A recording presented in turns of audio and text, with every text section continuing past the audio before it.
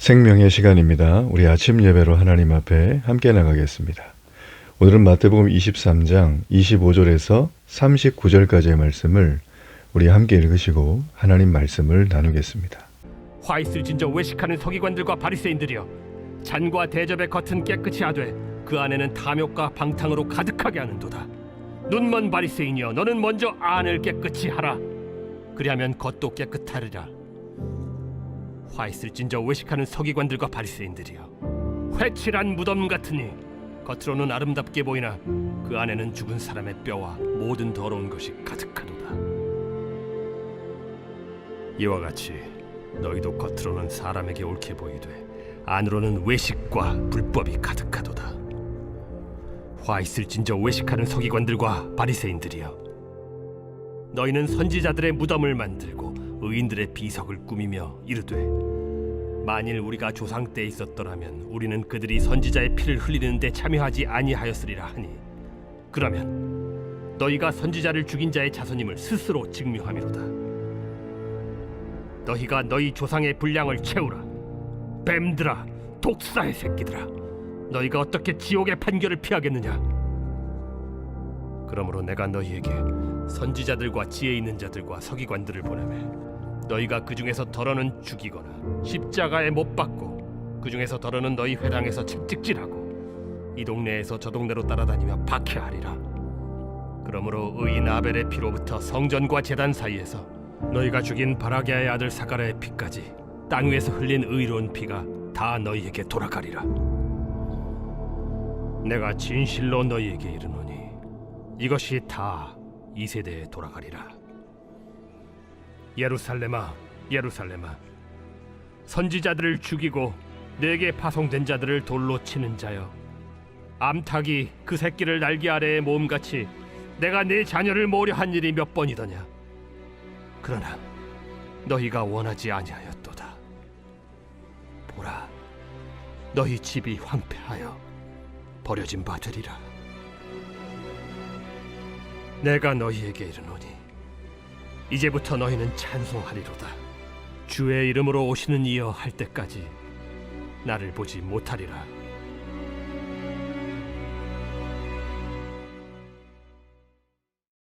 오늘 말씀은 예수님께서 서기관과 바리새인들에게 대한 이 비판 7가지 중에서 마지막 3가지에 해당하는 장면입니다. 이 3가지의 내용도 만만치 않습니다. 자, 25절부터 26절까지가 5번째 내용이에요. 자, 25절의 내용을 보면, 화 있을진저 외식하는 서기관들과 바리새인들이여, 잔과 대접의 것은 깨끗이 하되 그 안에는 탐욕과 방탕으로 가득하게 하는도다 라고 되어 있습니다. 자, 6번째도 비슷한 내용이에요. 27절에 보면, 화 있을진저 외식하는 서기관들과 바리새인들이여, 회칠한 무덤 같으니 이렇게 되어 있습니다. 자, 여러분, 이 얘기가 어떤 얘기냐면, 한마디로 말해서 겉은 번지르한데 속은 영 아니라는 거예요. 이 속에는 27절에 보니까 죽은 사람의 뼈와 모든 더러운 것이 들어가 있다. 그리고 그 안에는 탐욕과 방탕으로 가득 차 있다. 여러분, 이 단어들이 우리 인생 가운데 인생의 어느 부분의 결론이라면 참 살기가 어렵죠. 이런 평가를 받고 살아갈 수 있는 사람은 아마 많지 않을 겁니다. 지금 그런데 여기 보면 의로운 사람 중에 의로운 사람, 유대인 중에 유대인이라고 인정받았던 당시의 이 바리새인들, 이 서기관들이 이런 예수님의 아주 그냥 촌철살이 같은 지적을 당하고 계시죠. 여러분이 바리새인이라고 하는 사람을 우습게 봐서는 안 됩니다. 여기는 이 바리새인은 이 당시에 나 바리새인 할래요, 그래서 될 수 있는 그런 주제가 아니었어요.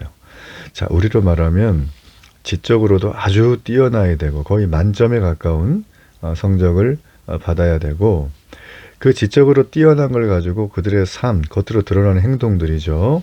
그것들도 100% 문제없이 진행을 해야 될 사람들이에요.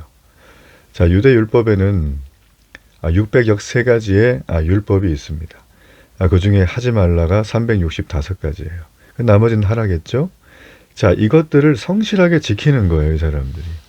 여러분, 이게 600개 정도 나도 하겠지 그러는데, 한번 시간을 내서 검색을 해보시면 그 613가지의 내용을 여러분 한 두세 개는 지킬 수 있을까요? 평생 하루 이틀 말고 어렵습니다.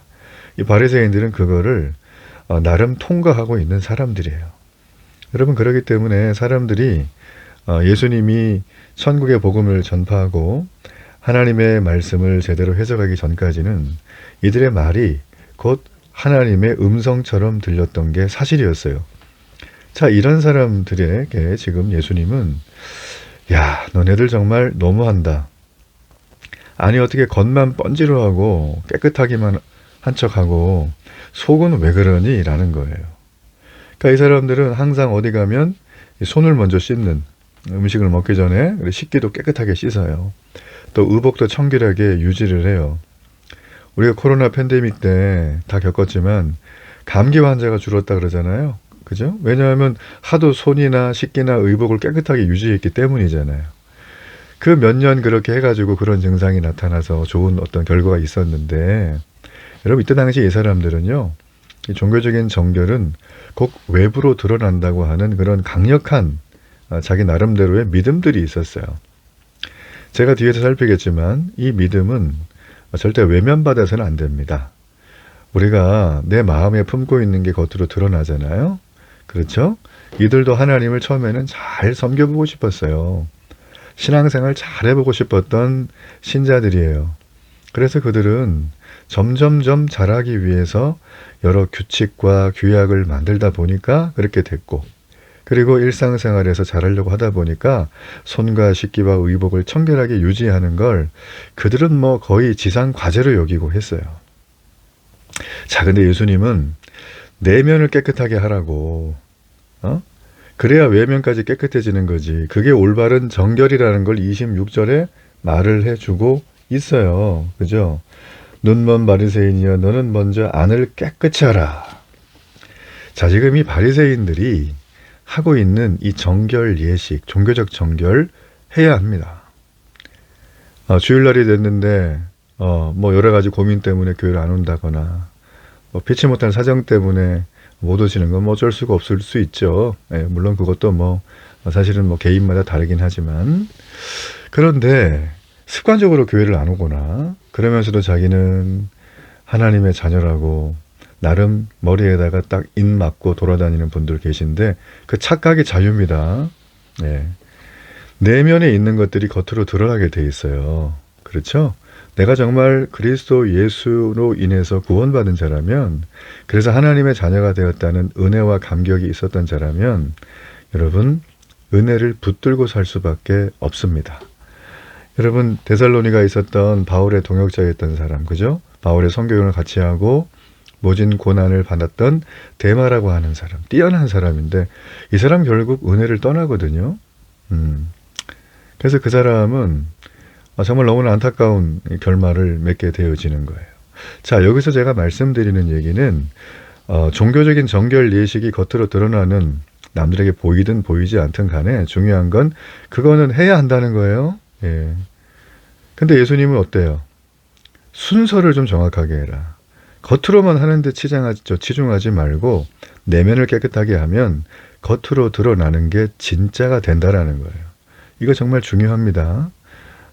굉장히 중요한 거예요. 자, 그러면서 예수님은 이 회칠한 무덤의 비유를 하시죠. 그들이 겉은 정말 깨끗하게 이렇게 회를 칠했어요. 근데 실상은 더러운 자라는 거예요. 당시에 무덤에는 종종 회를 칠했습니다. 왜 그러냐면 이 무덤을 잘못 만지게 되면 부정하기 때문에 7일 동안 이렇게 성 밖에 나가 있어야 되잖아요. 근데 예루살렘이 이 절기가 있을 때는 정말 타지에 있었던 유대인들이 다 몰려와가지고 이게 오랜만에 오니까 이게 무덤인지 아닌지 헷갈리거든요. 그러다 보니까 무덤을 만지면 또 문제가 많아지잖아요. 그래서 그걸 방지하기 위해서 무덤을 그 철이 되면 미리 칠해요. 이렇게. 그래가지고 이게 무덤이라는 걸 좀 보여주는 그런 용도가 있었어요. 뭐 굉장히 좀 어떻게 보면 선한 의도죠. 근데 이들은 눈에 잘 띄게 회를 칠하는 것까지는 좋아요. 너무나 좋은데 회칠을 했는데 외양은 깨끗하게 보이죠? 바리새인들이.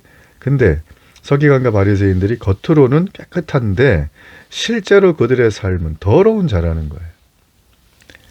여러분, 신앙의 핵심은 외면으로 드러나는 것은 두 번째 순서고, 먼저 내면에 있는 우리의 신앙이 깨끗하게 정결하게 되어야 됩니다. 자, 이 내면의 정결을 추구하는 게 그게 바로 경건이에요. 자, 예수님은 지금 그 얘기를 해주고 있습니다. 자, 그리고 또 하나는 29절이죠. 29절에 보면은 이런 말이 있어요.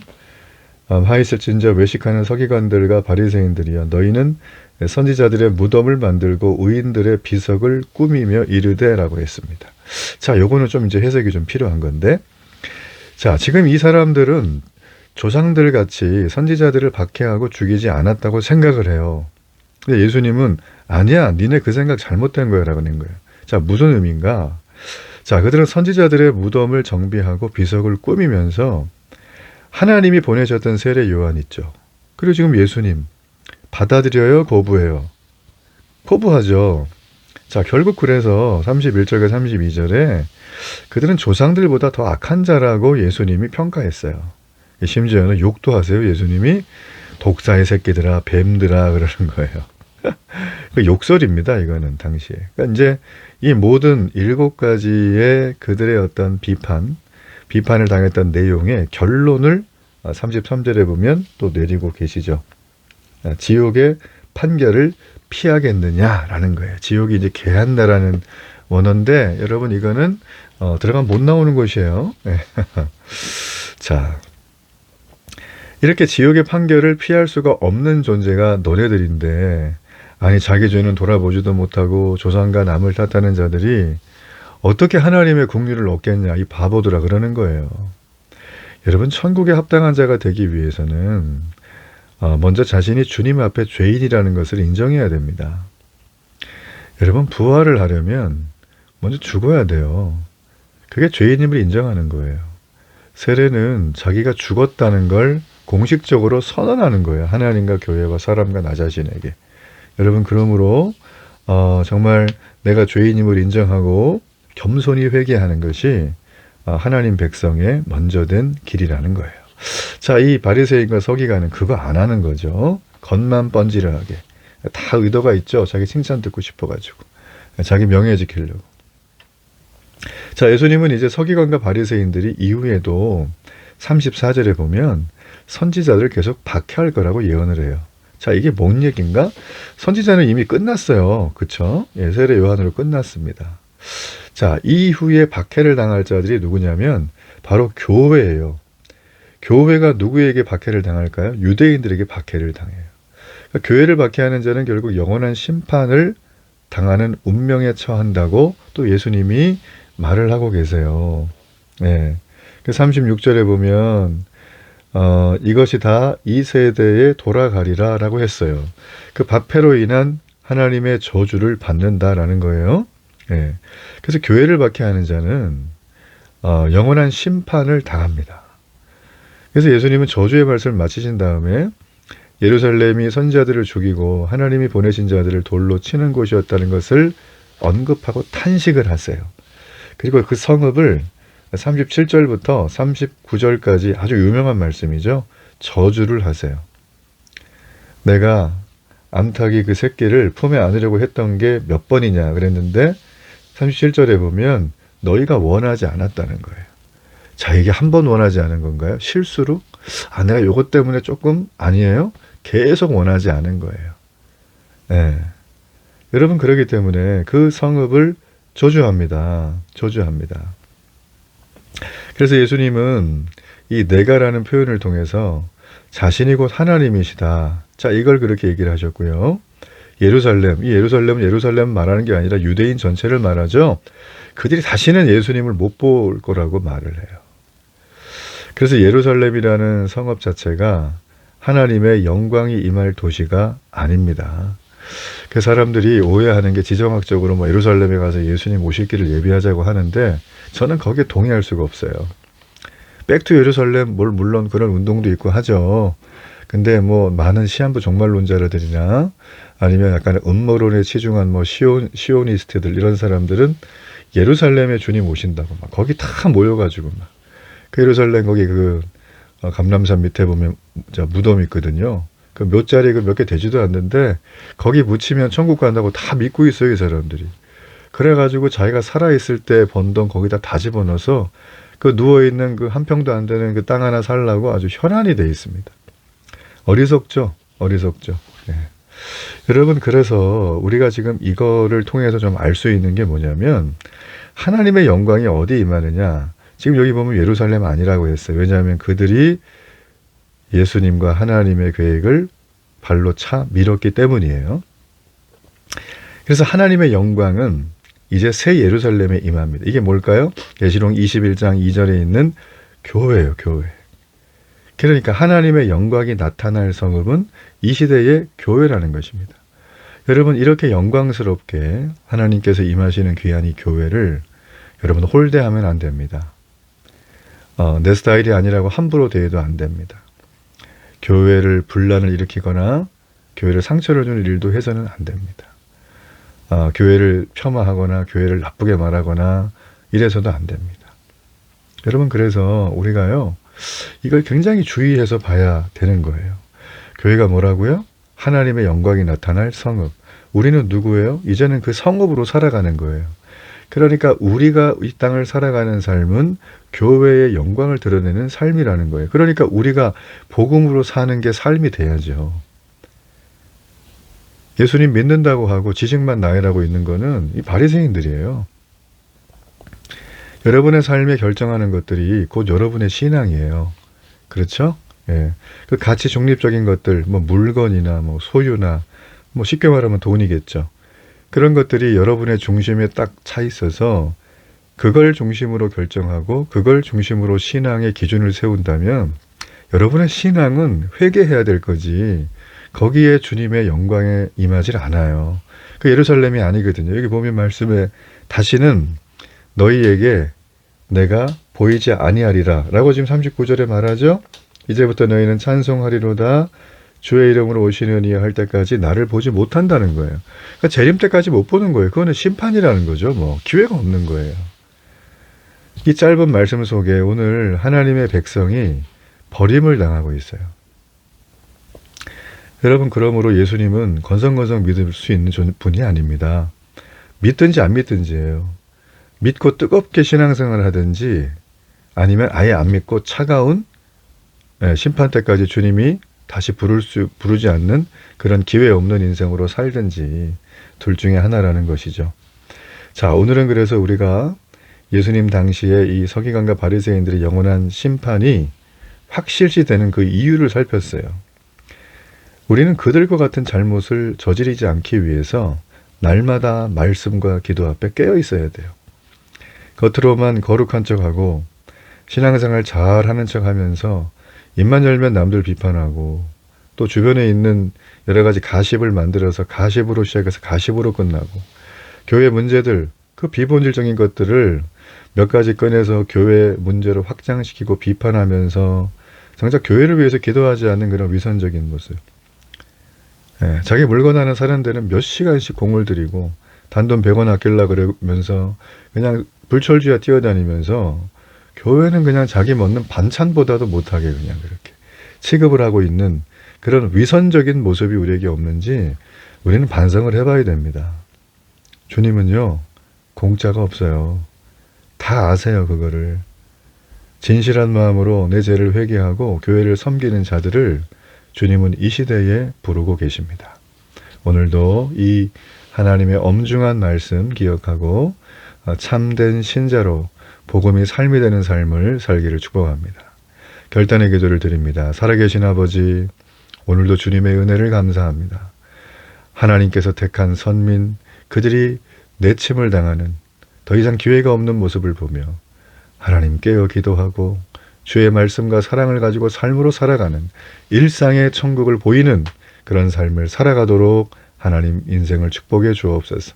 가는 곳마다 내가 예루살렘임을 기억하게 하시고 하나님의 영광이 드러나게 해 주옵소서. 예수님의 이름으로 기도합니다. 아멘.